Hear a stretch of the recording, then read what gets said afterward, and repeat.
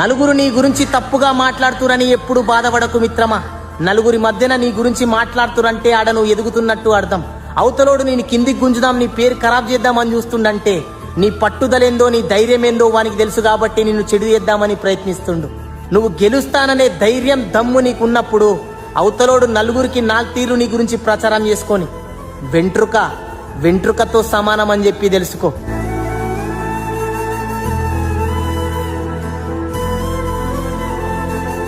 నలుగురు నీ గురించి తప్పుగా మాట్లాడుతురని ఎప్పుడు బాధపడకు మిత్రమా. నలుగురి మధ్యన నీ గురించి మాట్లాడుతురంటే ఆడ నువ్వు ఎదుగుతున్నట్టు అర్థం.